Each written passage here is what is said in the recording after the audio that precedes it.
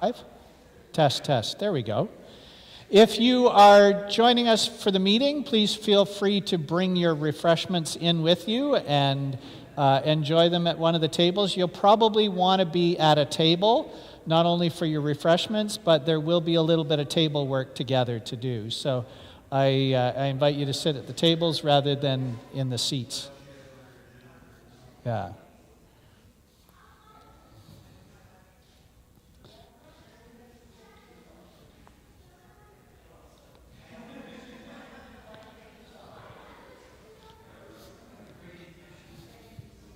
Oh, it's right there. Yeah, please feel free to take a seat at any one of the tables. Yeah. Kyle, how forward can I come and still be on camera?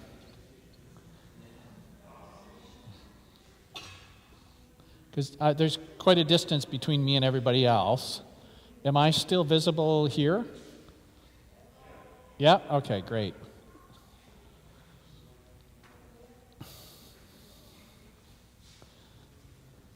So for those of you who are joining us online, we'll start in a moment. We started the feed as soon as possible so that you could have a chance to find us. I guess we'll probably, because I'm this far forward, I guess we'll stick with the rear camera. Probably. Or do the side ones still pick me up? Yeah, just leave it there. We don't need to be fancy for this. Yeah. So I'm going to invite you to join the folks at the tables because we'll actually be doing a little bit of table work together, so you'll probably find it easier to do that at a table rather than seated here. And it's easier for your coffee, too.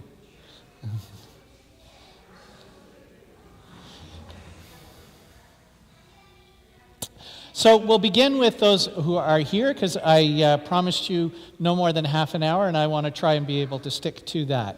Back when I was in high school, I had a friend who had a powder blue, and Paul may correct me if I've got the year wrong. I believe it was a 67 Fastback Mustang, John Foster. Yeah. Friend of ours in high school had a 67 original stock powder blue Ford Mustang Fastback. It was a gorgeous car, and we took great joy in being able to go out for rides in it with him. And he enjoyed showing off that car because it was a beautiful car, and he enjoyed taking it to car shows and showing it to car enthusiasts. Now, what would happen if that car had no wheels?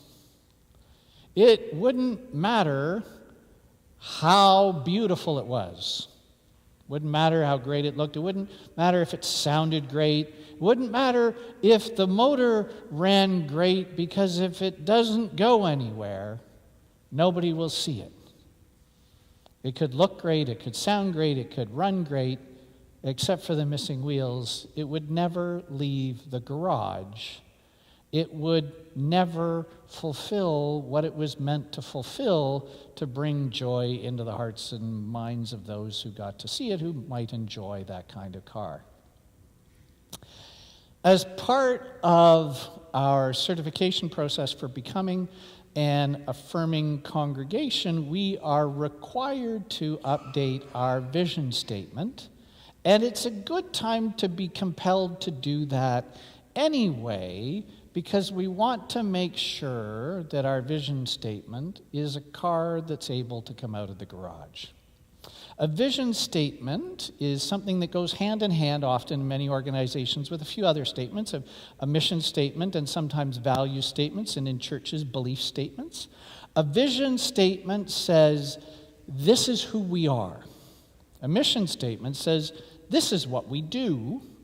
And beliefs and values statements may be longer statements that give a little bit more detail about how we do things and what we believe to be true about ourselves and the world. But a vision statement should be short, memorable, and inspiring. So can anybody, without looking at anything, tell me from memory what our current vision statement says? It's not on the screen. Anybody? I can't either, so don't feel bad if you can't recite our current vision statement from memory. It doesn't matter how great it looks. It doesn't matter how great it sounds. It doesn't matter how great our current vision statement runs, because it can't get out of the garage, because nobody knows what it is without looking it up. So it can be eloquent as anything, it can be theologically sound, but if nobody can recite it from memory, it won't do what it's supposed to do. So it's really kind of beneficial for us that the affirming process directs us to update it at this point.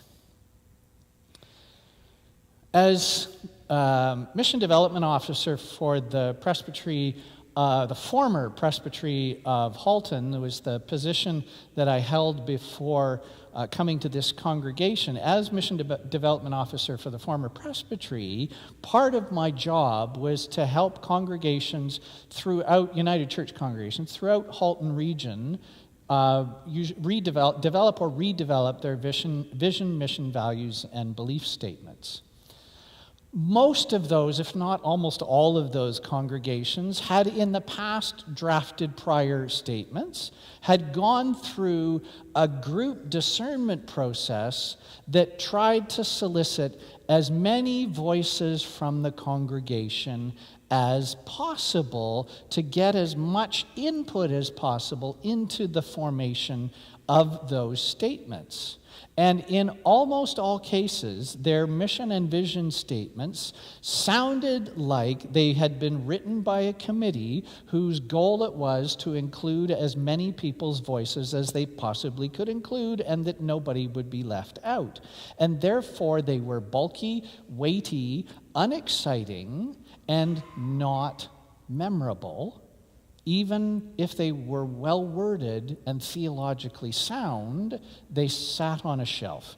Frequently, what would happen is there would be a celebration of the new statements. There would be lots of talk and recitation of those statements in worship services and at the beginning of every board meeting and committee meeting for a couple of weeks until people got tired of reading them out again and again and again, and then they would be shelved and forgotten.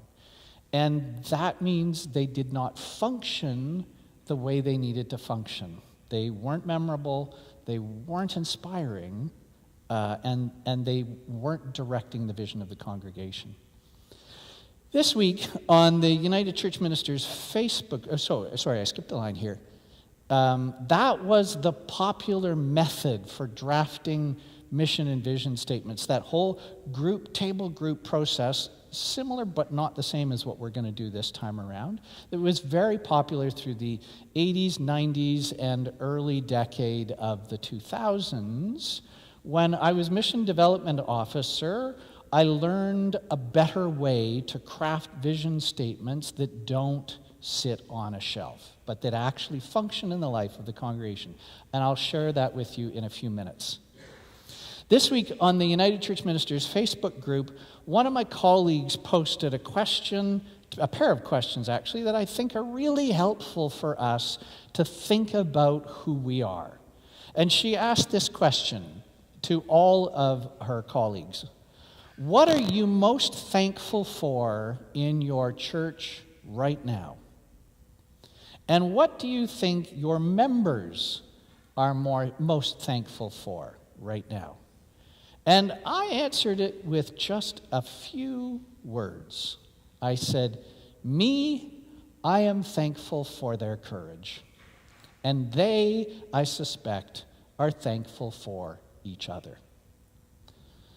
Why did I say that? I am thankful for your courage because this is a congregation that in the face of all the chaos of the last few years has shown again and again and again the courage to make difficult decisions and stick to them.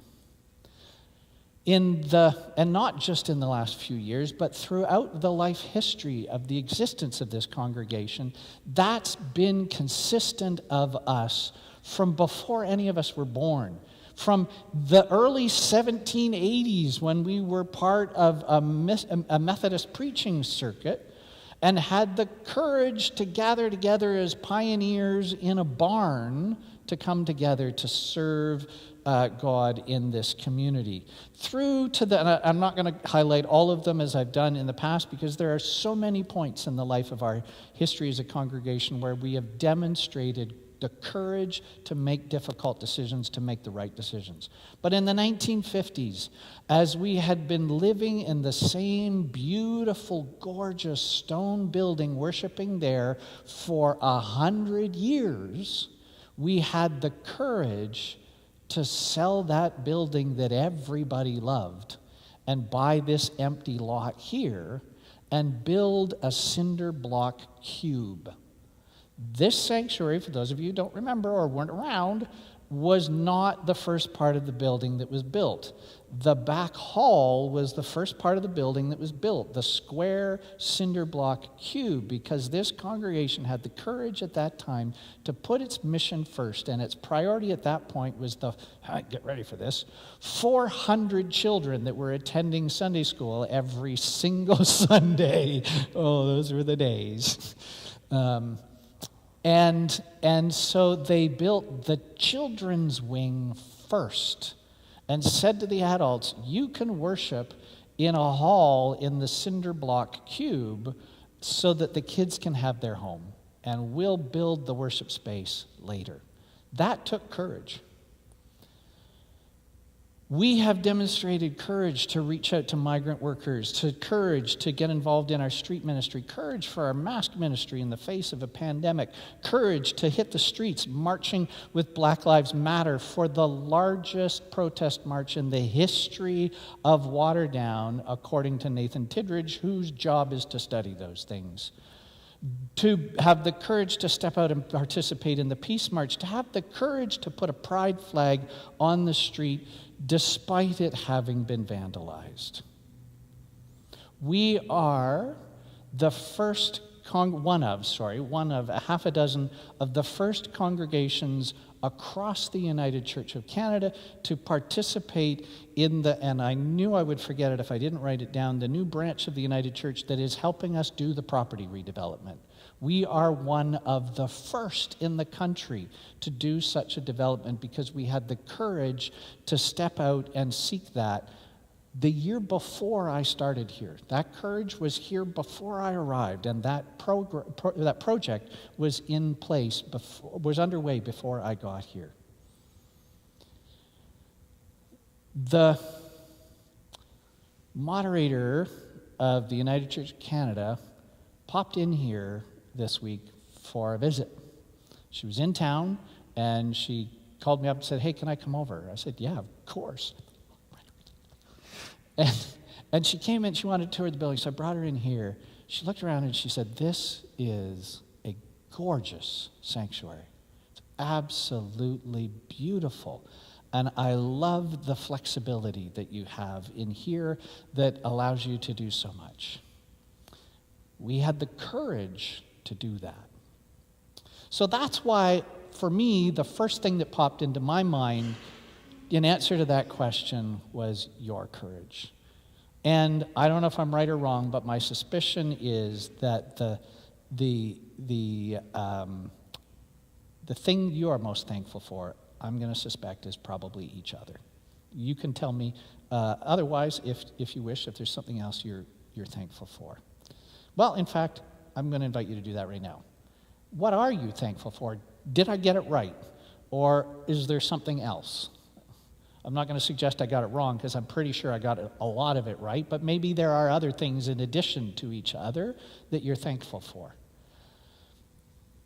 Anything? Yeah. Community. Community is each other. Yeah, in fact, I actually put each other brackets community in my notes.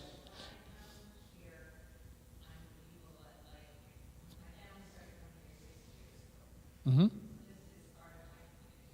Your family started coming here 60 years ago, so this is part of your community. I'm just repeating it for the benefit of those online. This is part of your community within your larger community. Indeed, this is our community within our larger community.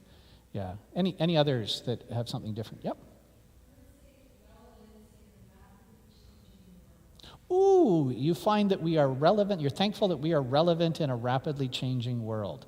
That's something to be proud of, I think. Yeah. And something to be thankful for. Any more? Excellent. Those are all great things to be thankful for. So, as I said, and as is still hanging out on the screen there, a vision statement needs to capture the essence of who we are.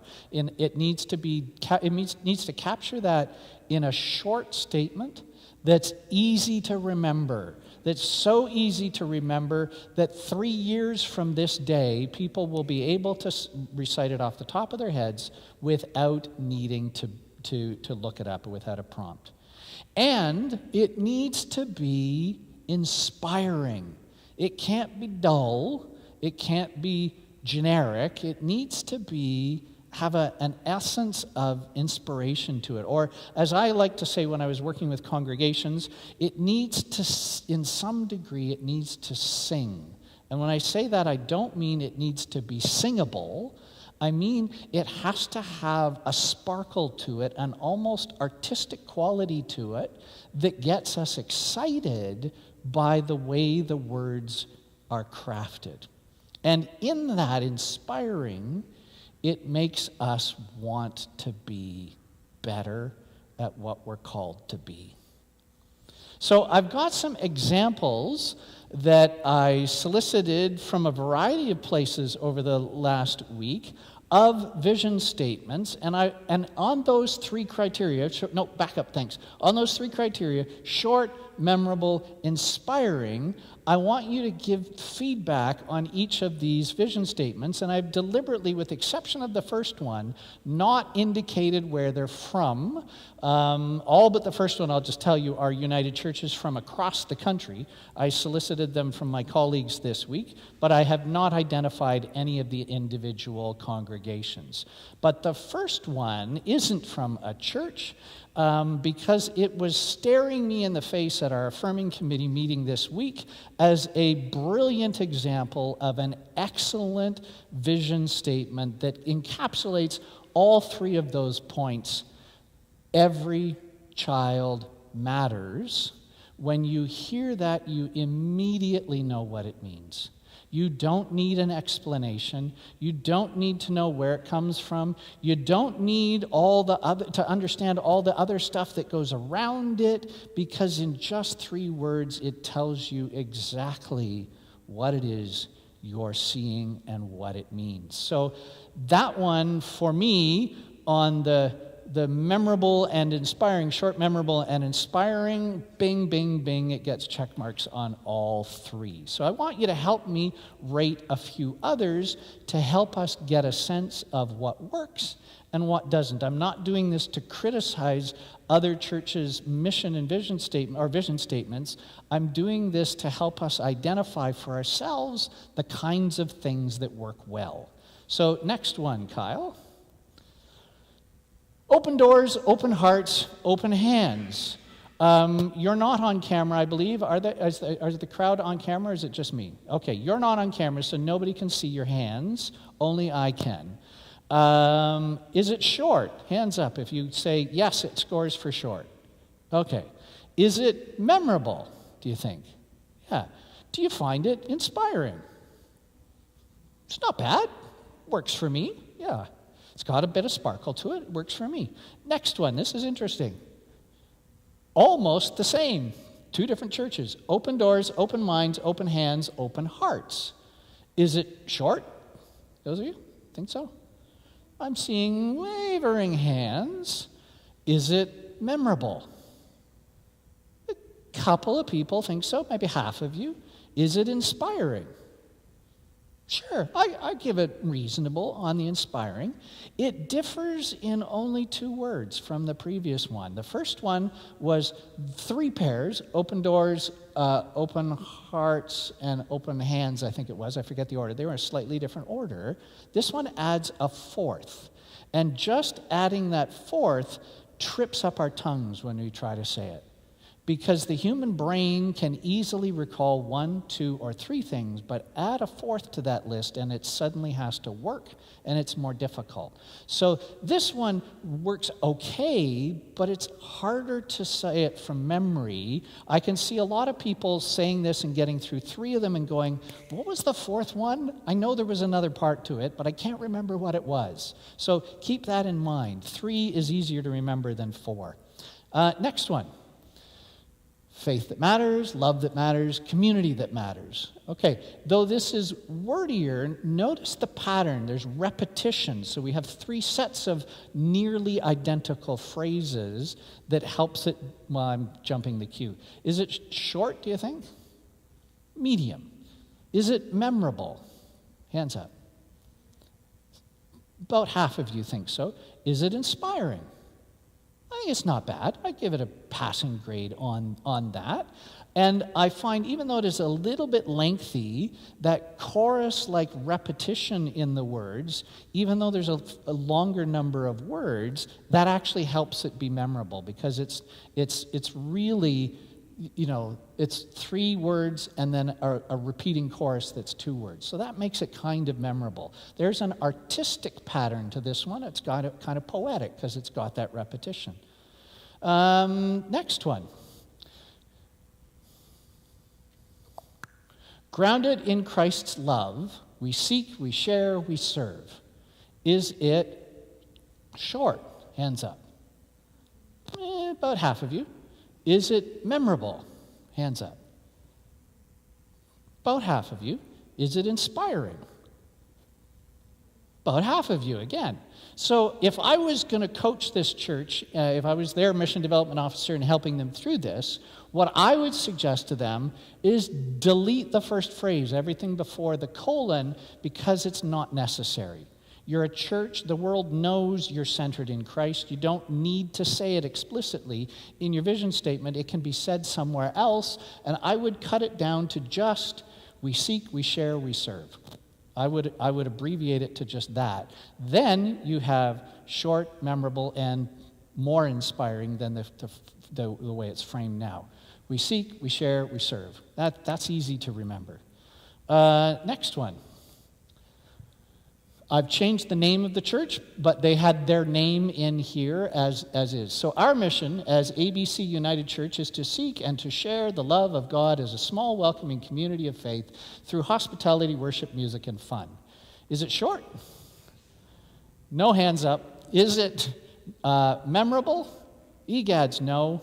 Is it inspiring? A couple of maybes. Yeah.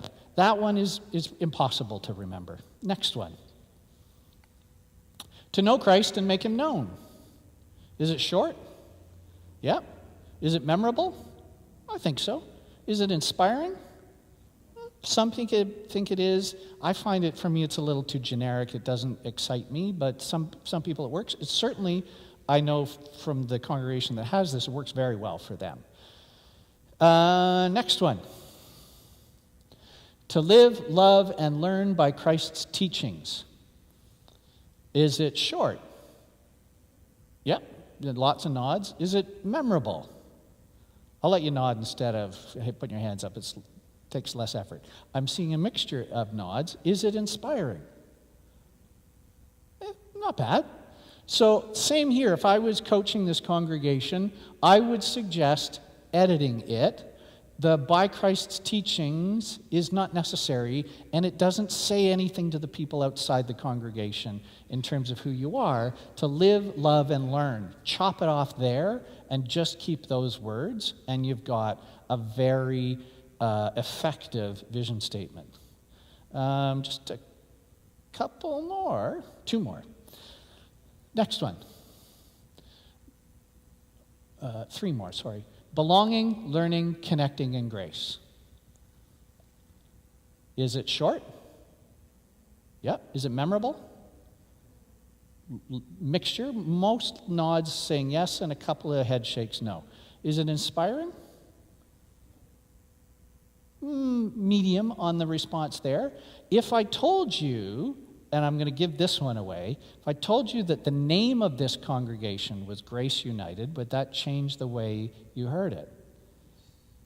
Kind of cool the way they worked their name into it. Grace is a double entendre in this phrasing. It has two meanings.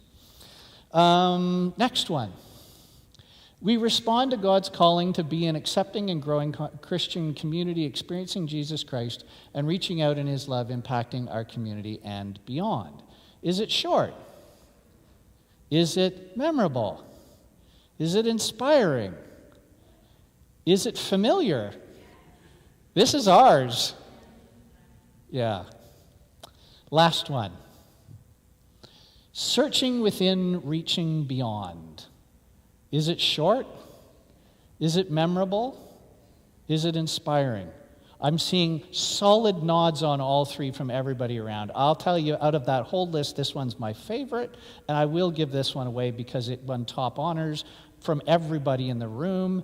This is Port Nelson United in Burlington, another nearby affirming congregation. This was the vision statement that came out of their affirming process. So, I said to you before that there was an old process that was really popular in the 80s, 90s, and early 2000s for doing the work to prepare these statements, and that process almost always resulted in a vision statement that was bloated and not memorable, no matter how good the content was. It almost always produced a gorgeous powder blue 67 Mustang that ran great except for the fact that it had no wheels and never left the garage. There is a better process that gets statements like that out for a congregation that captures that. So what is a process that works effectively to generate an effective mission statement or vision statement? Inspiration in community almost always starts with a single person. And they come up with an idea, and people around them go, yeah, that feels right. And that idea catches fire. And I know I've preached on this to death, but I'm going to give the example again. In terms of activity, our mask ministry was one of the best examples of that in the history of this congregation. A single person came up with an idea. A second person said, that's a great idea, I will help you. And then a team emerged around that said, we want to help. And it caught fire in the life of the congregation. And the entire congregation jumped on board to help in any way we could. Nobody had to direct that to happen. It happened because a single person said, I have an idea, and it resonated with everybody around them. That's the process that works well for vision statements. Seek the poets and the wordsmiths, or even the people that don't know they're poets and wordsmiths, people that just have a gift for words, and that can come from anybody, who says something and then the people around go, yeah, that feels right. When you try to discern a vision statement with a massive group, even if you break it down into table groups, you're going to get a bloated statement. When you invite individuals to submit their own ideas and say, I think this might work, then we pick the best of those and we hold them back up for you, and you go, that one feels right. So the discernment, the community discernment, doesn't happen at the front end in this process. It happens at the back end in the process. So the vision statement still needs to be discerned and owned by the community, but they don't have to, the community doesn't have to be the one to write it. The community is the one that recognizes, yes, that feels right for us, and the words catch fire. So what we want to invite you to do, the Affirm Committee wants to invite you to do, is you've got a handout in front of you, want to invite you to take it home, and over the next 2 weeks, think about it for yourself and write on those lines something that's short, memorable, and to you inspiring, that says, who is St. James? Who is St. James? That's the question you want to answer. Who is St. James in a short, memorable, and inspiring way? And don't grade yourself. Just search your heart and put down whatever feels right to you. And if at the end of 2 weeks you're still looking at a blank piece of paper, because no idea in this is a bad idea, okay? We want all ideas, no matter what you think of your own idea. If you've got an idea, please submit it, because your idea, even if you think it's not good enough, it could be the one that catches fire. Or it could be the one that almost catches fire and somebody else says, you know what, if we just change that word, or if we just tweaked that phrase like this, then I think we've got it. Your idea could be the one that sparks that. So if you have an idea, please submit it regardless of what you think of it. If you don't have an idea at the end of 2 weeks, if you're still looking at a blank paper, don't worry about that, because that means your task is not to be the one to capture the words. Your task is to be the one to recognize the words that somebody else captured and go, yep, that feels right to me. Or that feels close to me. If we just tweak it a little bit like this, I've got an idea of how to tweak it. That could be the one that catches fire. So that's what you're invited to do over the next couple of weeks. You can either hand in those papers to the church office and our Affirm team will pick them up, or you can email them to the church office and they'll be forwarded to the Affirm team. The Affirm team in a couple of weeks will gather together and pick what the Affirm team thinks are the best 3 out of those. We'll bring those back to you, and you'll get to chew on those and see if any of those catch fire. If none of them catch fire, well, then we may have to go back to the drawing board and go to the next top 3, and we can keep doing that, but hopefully we get it the first round. That's our hope, we get it first round. Out of those 3, hopefully one of them, maybe as is, maybe with a little tweaking, will catch fire in your soul, and you'll go, yeah, that's who we are. Any questions? Was that a hand up? I wasn't sure. Oh, okay. Thank you, and I nailed it 30 minutes right on the dot. Thanks for sticking around. If you do have questions that you think of later on, please feel free to speak to me or Ray. Or Kate had to leave early, but you can also speak to her from the Affirm team. Happy to answer your questions, or catch us later in the week if you come up with questions later on. And you got 2 weeks to put something on paper and hand it in. Thanks. Thanks for coming.